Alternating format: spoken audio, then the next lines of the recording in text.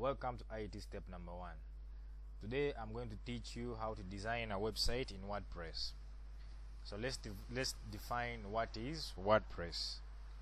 WordPress, at its core, WordPress is the simplest and most popular way to create your own website or blog.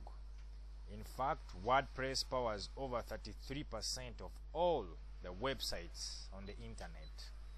So what do you need to have? You need to have a PC and these two pieces of softwares, XAMPP and WordPress. XAMPP is a cross-platform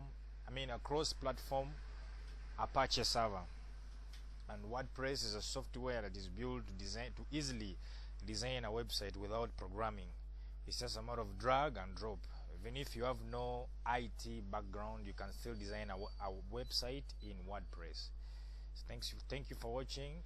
See you in the next video.